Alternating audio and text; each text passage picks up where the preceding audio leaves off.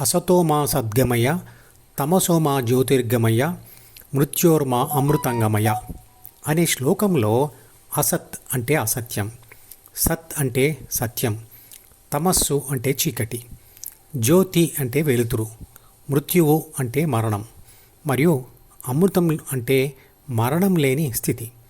ఈ శ్లోకంలో అసత్యం, తమస్సు మరియు మరణం అనే పదాలు ఏబిసి అంటే ప్రాపంచిక ఆత్మ ప్రపంచ అనుభవాలు పొందడం ద్వారా ఏర్పడిన ద్వితీయ మనసును అంటే సి మరియు డిలను సూచిస్తున్నాయి. అవి ప్రపంచ అనుభవాలతో పుడతాయి, పెరుగుతాయి, మారతాయి మరియు నశిస్తాయి కూడా. సత్యం, జ్యోతి అంటే వెలుతురు మరియు అమృతం అనే పదాలు ఏబిసి జి అనే ధ్యాన కోరిక ద్వారా హెచ్ అంటే హృదయంలో స్థితమైనప్పుడు పొందే అనుభవాలు. ఈ శ్లోకం ఏబిసి తన ధ్యాసను డి నుండి విడిపించి జి ద్వారా హెచ్కి చేర్చమని చేసే ప్రార్థన. ఈ శ్లోకం యొక్క వీడియో లింకును డిస్క్రిప్షన్లో ఉంచుతున్నాను, వినండి. ధ్యానంలో ఏబిసి తన ధ్యాసను డి నుండి హెచ్ వైపు మళ్లించడానికి వేలసార్లు ప్రయత్నించి ఓడిపోతుంది. విజయం లభించిన అది కొంతకాలమే ఉంటుంది. ఏబిసి గెలిస్తే దానికి డి నుండి మరణం, ఓడిపోతే దానికి డిలో పునర్జన్మ.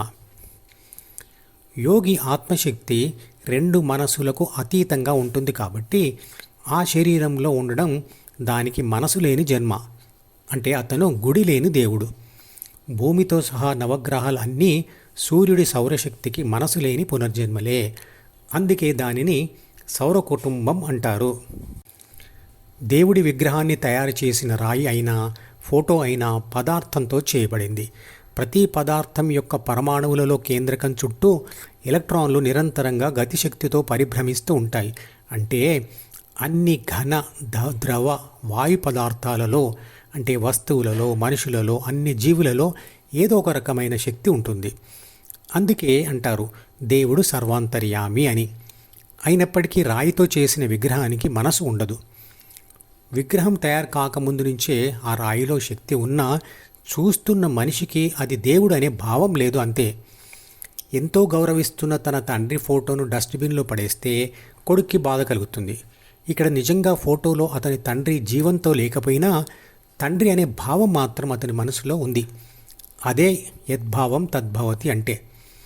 దేవుడి విగ్రహంలో ప్రాణప్రతిష్ఠ చేయడం అనేది అందరిలో అది దేవుడు అనే భావం రావడానికి మాత్రమే.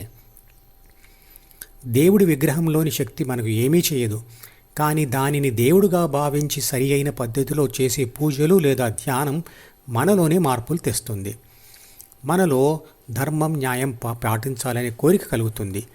తీక్షణమైన ధ్యాస పెరుగుతుంది. దానివల్ల ప్రాపంచిక విషయాలను గ్రహించడంలో, విశ్లేషించడంలో, నిర్ణయాలు తీసుకోవడంలో సమర్థత పెరుగుతుంది. ప్రాపంచిక గెలుపులు, సుఖాలు ఉంటాయి. ప్రశాంతత పెరుగుతుంది. తుది ఫలితంగా స్థితప్రజ్ఞ కలుగుతుంది.